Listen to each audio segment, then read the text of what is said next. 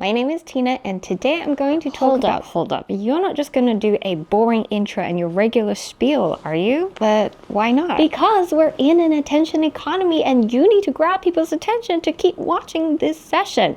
Attention is the new currency. Okay, I have an idea. What if I just make you guys pause and disappear? Much better. Alright, now that I have your attention, today I'm going to teach you how to make engaging, creative short-form video content for social media using Adobe Premiere Pro. I think it goes without saying that we live in an attention economy. Whether you're a content creator, business owner, social media manager, designer, or just somebody who wants to grow on social media, you need to grab people's attention. And how can we do that? With creativity. And if you're thinking right now, but Tina, this is not for me. I'm not even remotely creative. Then you're wrong. This is exactly for you. Creativity is not always a natural born skill, but something that can be learned and developed over time. And how do I know this? Because just a few years ago, I was like you. I could never have imagined being able to create what I create today. Let's rewind to 2016 when I was a lingerie designer in New York City. While that sounds glamorous, I was really just drawing repeat floral patterns in Illustrator and filling in tech packs. There was very little creativity involved. So I decided to start my fashion blog as a creative outlet, but I had no idea how to operate a camera, how to edit a photo, let alone how to make engaging videos.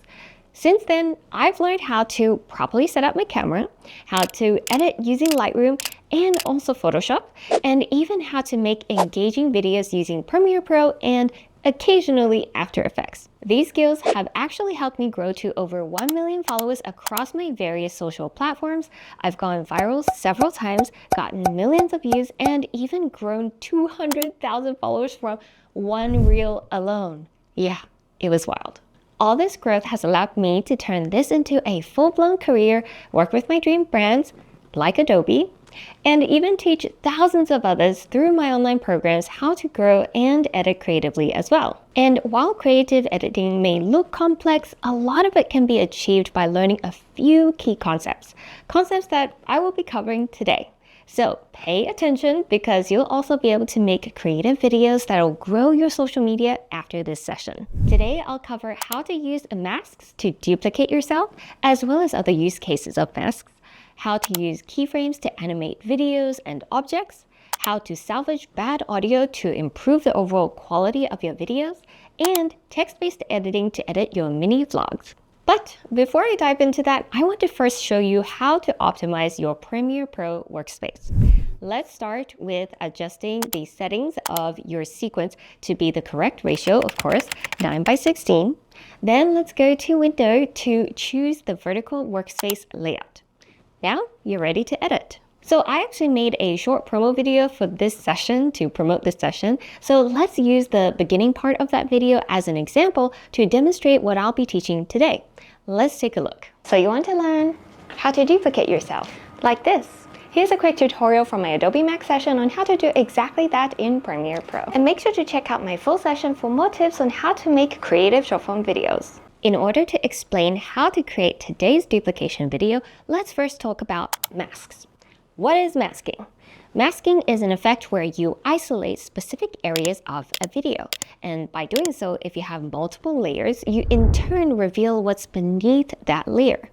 Let's take a look at the masking tool inside Premiere Pro.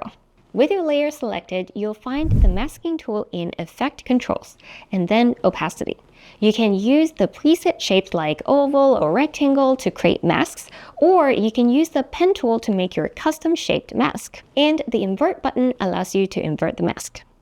Now that you understand the basics of masking, let's talk about how to film the clips. First, you need to make sure you're filming on a sturdy tripod so that the camera position does not move.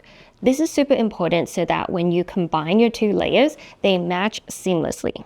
Next, you want to film under even lighting conditions. This way, when you combine the two layers, you don't have a huge color or lighting discrepancy, like this. Of course, there are ways to fix that, but the more even your lighting is, the easier it is for you to edit. You also want to set up your focus to be manual so the focus doesn't change throughout the video, and the same goes for your exposure settings. Lastly, we want to make sure the two characters are not overlapping. This way your mask won't accidentally delete a part of the other character. Here is clip 1. So you want to learn how to duplicate yourself. Here's a quick tutorial from my Adobe Max session on how to do exactly that in Premiere Pro.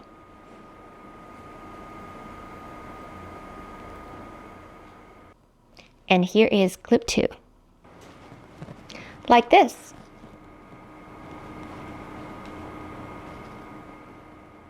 And make sure to check out my full session for more tips on how to make creative short form videos. I know the pause is a little awkward, but I am trying to memorize the lines inside my head when I'm doing one so that I can match up the timing of the dialogues together. And we're going to talk more about that later. Alright, now we are in our Premiere Pro workspace. Let's first drag the two clips into the timeline and then put one clip on top of the other. And we just want to make sure that the dialogues match up or roughly in the timeline so that the timing is correct. So person A is talking and then person B talks right after without too much of a pause. So what we also want to make sure is that they don't overlap in the frame. So let's first put the opacity of the top layer to 50% so that we can see where the two people are positioned. And we'll just play it through to make sure that the timing of the dialogue is roughly correct. So you want to learn how to duplicate yourself like this. Here's a quick tutorial from my Adobe Max session on how to do exactly that in Premiere Pro.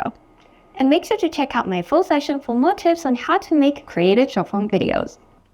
That looks pretty good. We're just going to chop off the unnecessary parts at the end. So now let's combine the layers by adding a mask. With the 50% opacity still on the top layer so I can easily see where I should create the mask, we go to Effect Controls and go to Opacity. And in here you can see you can do an oval shape, a rectangular shape, but I'm just used to using the pen tool. So I'm just going to select the pen tool and I'm going to draw around the blue person right here. And just like that, you have combined the two layers. And let's bring the opacity back to 100 so we can see. Okay, now you can see that I have drawn this layer around the person, but there is a harsh line.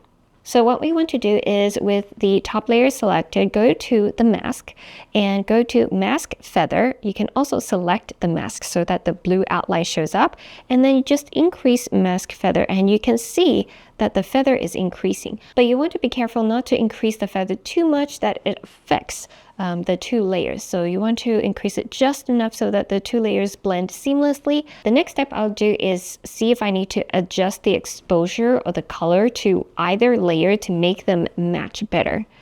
I think they look pretty good together, but I might say the top layer with the person in blue looks just a little bit darker. As you can see in the pink here relative to the pink here. So I'm going to go into Lumetri color and just increase the exposure by a teeny bit. That already looks a lot better. So we're going to leave it at that. For other clips, when you're filming in uneven lighting or the sun is going in and out, you might find that you're going to have to do a lot of adjustments to match up the two layers or multiple layers if you have multiple masks. So that's why I said before that even lighting is really important and will help you speed up your editing process. And remember before when I said we want the dialogue to match up really well one after the other, I do feel like the yellow person speaks and then there's a little pause between her speaking and then the blue person with their next line right here in Premiere Pro.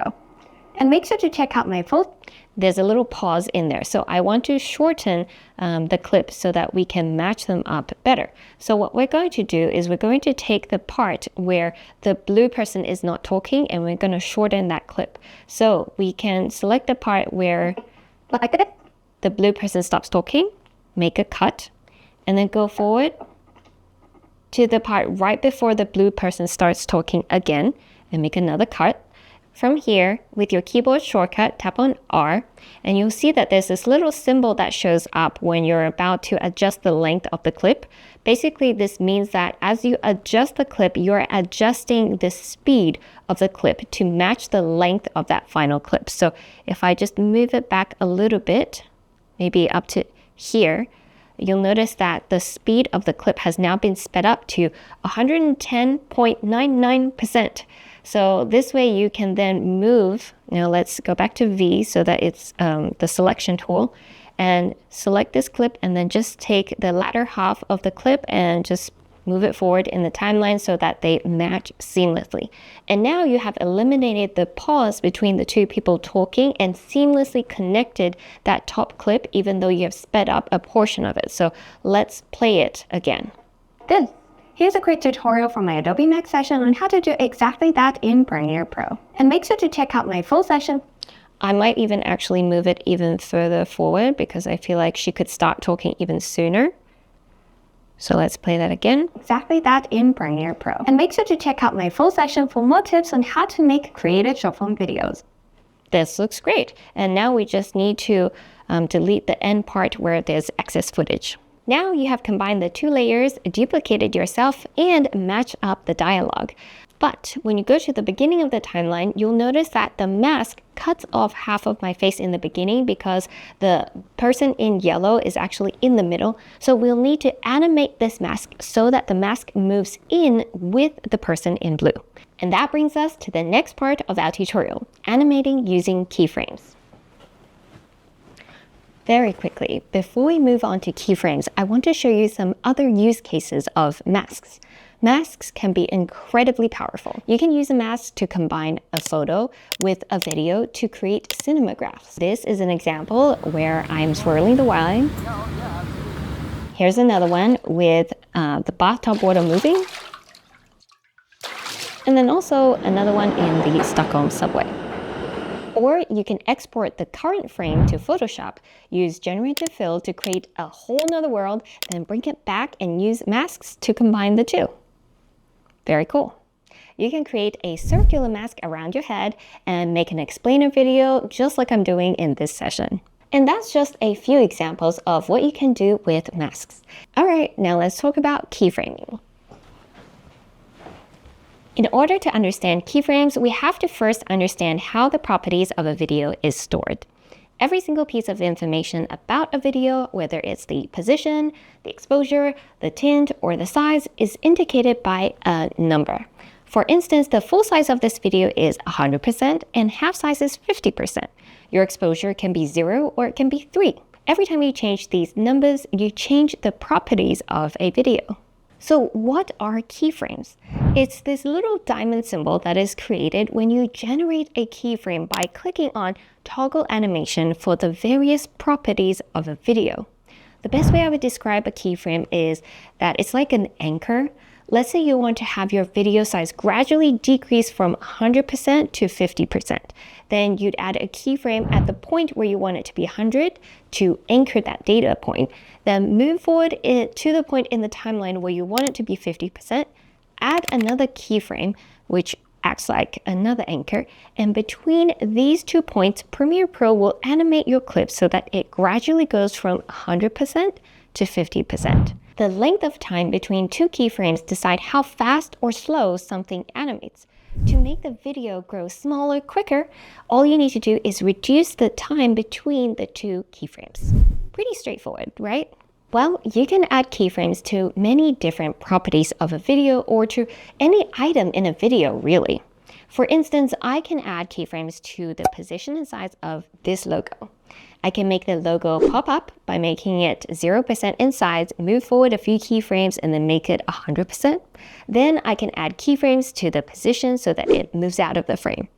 Notice the speed of the animation is quite uniform and looks a little bit rigid. This is where you can add a speed curve to make the speed of the animation more dynamic. You can do so by right-clicking on the keyframe, go to Temporal Interpolation, and select Ease In or Ease Out. It's just up to how you want it to look. And now, when you play your animation, it is no longer animated at a uniform speed and looks a lot less robotic. You can add keyframes to so many different properties. You can add keyframes to your saturation to make a clip go from color to black and white. You can add keyframes to gradually change your exposure. You can even add keyframes to animate your masks. Like that. And that's what we'll need to do for our duplication clip. Let's head back into the mask and find the position where you want the animation of the mask to finish. So if we start here, we want the mask to go in with the person in blue and end here. So we're going to click on toggle animation to create a keyframe in mask path, i.e. the movement of our mask. Now you can move forward in the timeline and find the spot where you want to start animating the mask, roughly here. And all you have to do is just move this mask out, like so.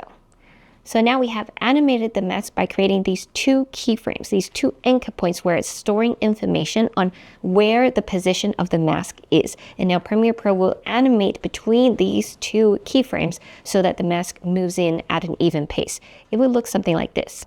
So you want to learn how to duplicate yourself, like this. Here's a quick tutorial from... Now you notice that there's a little bit of the mask that didn't move fast enough, so we can go in and adjust where the keyframe is to make sure it animates properly. So you can see here it moves a little too slow. So with this selected, we can just go into the mask and just move it forward so that it moves faster.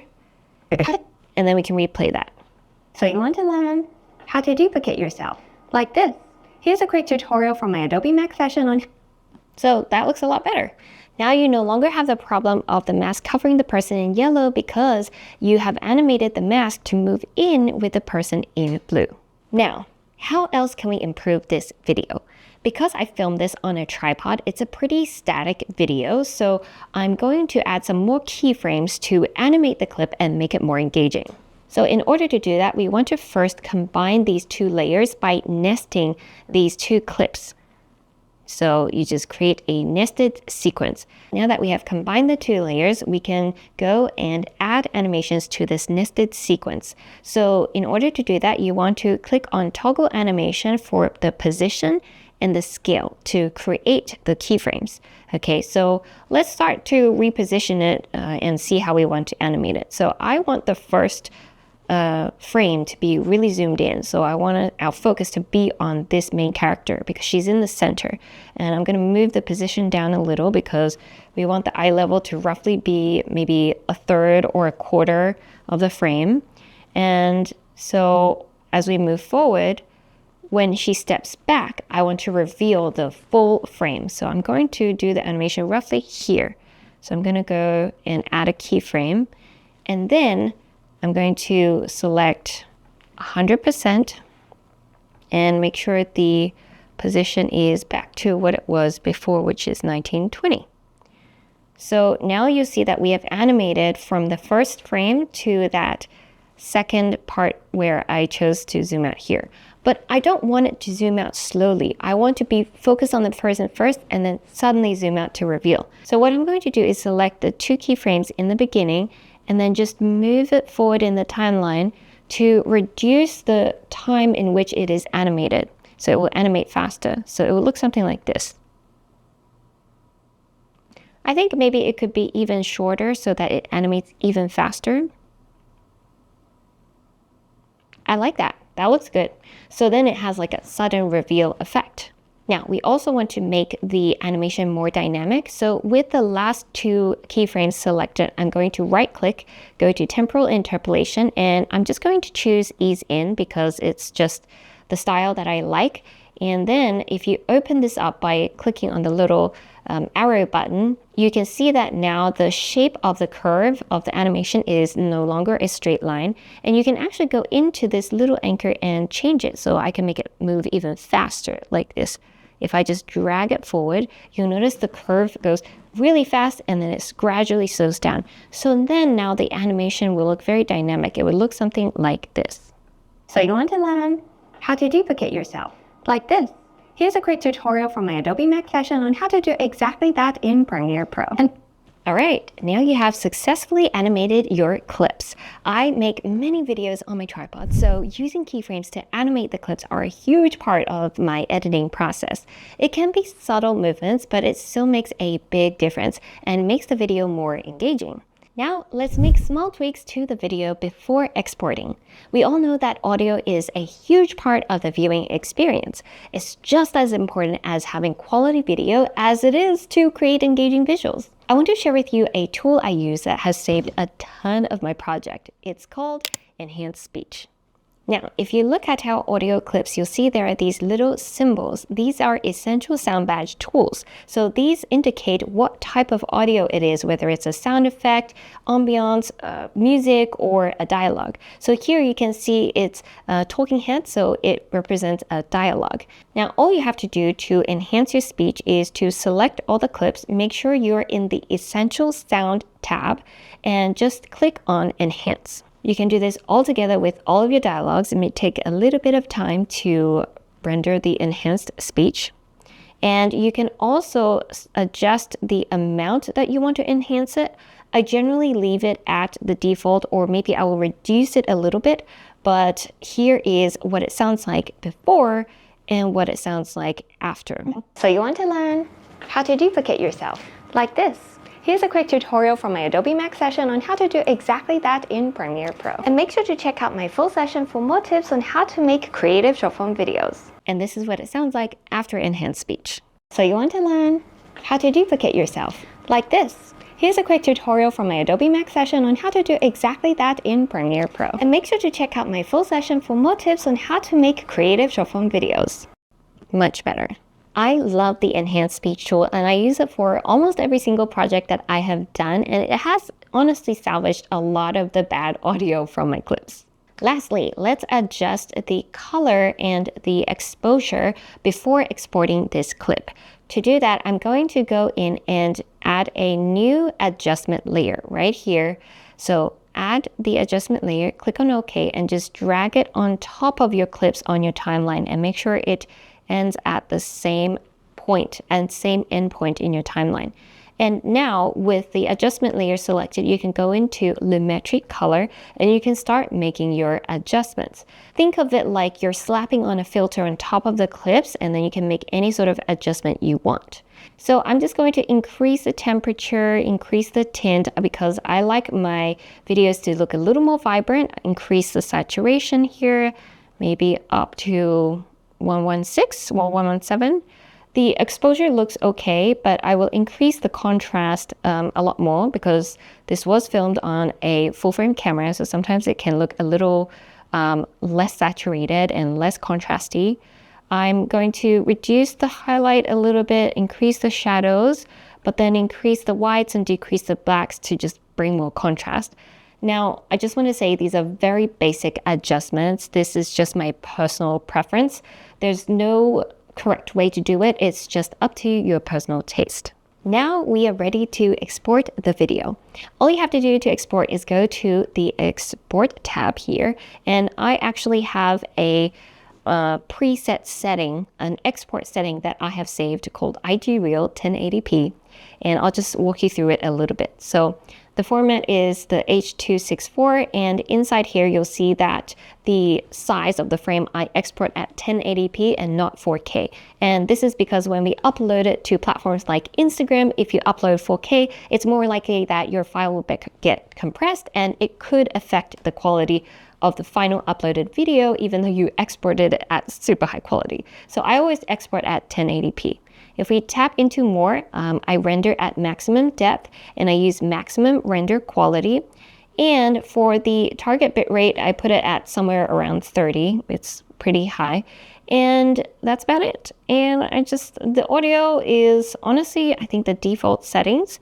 But you can take a look. This is not a strict science. This is just how I have been exporting my social media videos, and it has worked very well for me. Generally, my uploads turn out pretty high quality, and that is it. Now all you have to do is export. Before we move on to the last editing tip, I want to first show you all the edits that are possible with keyframes and by combining keyframes and masking. You can animate flying clothes onto your body like this, or do something similar like this.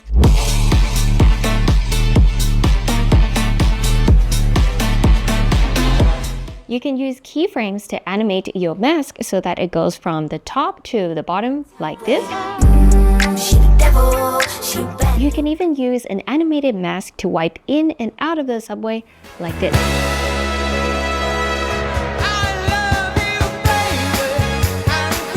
Pretty amazing, right? Now, what if your content is more dialogue heavy? How can we make that more engaging? Well, first of all, making sure that you have a lot of visuals to support your narration is crucial, whether that's using B-roll footage or images or text. But appropriately trimming down your dialogue also is key. The tool that I like to use to quickly edit my talking head videos or even full podcasts is text-based editing. Let me show you how this works in Premiere Pro. So let's say you have a 2-minute long video of talking and there's a lot of pauses and filler words and you want to quickly identify which parts you want to delete. Then all you have to do is, with the clip selected, go to text and then transcribe. Now, once the text is transcribed, you can actually delete all of the filler words in one go. You can delete all of the pauses in one go. So for instance, you can see now we have the dialogue transcribed into text. All you have to do is go to this filter button and select pauses. So now it has identified all of the pauses in here. Now what's cool is you can even change the search settings. For example, you can say, I want the pause length to be anything that is 0.5 seconds I want you to identify. And then you save that. And you can then click on the delete button to delete all of the pauses in the video in one go. And that makes it really easy. And now when you look at the timeline, you can see that it has chopped up the clips in multiple places to reduce all of the pauses. Now you can do the same for filler words. So you can also just go in and look through the filler words that it has identified and make sure that it is actually a filler word. And we can also delete that with one click. And that's already done a lot of the heavy lifting for you. And at a glance, you can really quickly skim through the text to be able to identify which parts are repeats. So for example, I have identified that from this part all the way up to here, this is a repeat, like I've made a mistake, and it will automatically select this part. And all you have to do is tap on delete, and you have removed all of the parts that you want to remove simply by looking at the text and quickly identifying it. And also now we can use this text that we have generated to create closed captions. All you have to do is go to this button here, create captions, and you can see there are some preferences that you can select. For example, I want my captions to be a little shorter and to pop up faster. So I want to reduce the minimum duration, reduce the maximum length. I want them to be a single line so people don't have to read 2 lines of closed captions. And then I will create the captions. Now this is very important because a lot of people on social media actually don't watch with sound on. So if you don't have closed captions, they won't even know what's going on and they will quickly swipe away. Now you can select all of your captions and go into Essential Graphics and edit, and you can change the font. For example, I like to use the Futura font. I like to add a little stroke, a black stroke on the outside of it to make it more visible. And also I like to position it a little bit higher, but below the middle so that it doesn't get covered by the Instagram captions and so on. All right, so that concludes all of the tips that I wanted to share with you and the tutorials for today's session. If you can learn the key functions and core foundations of editing, you can create all kinds of unique edits, and the rest is just using your imagination. I hope this was helpful, and make sure to check out all the other amazing Adobe Max sessions. And if you want to learn more from me, then check out my Instagram and come say hi. I'll see you there.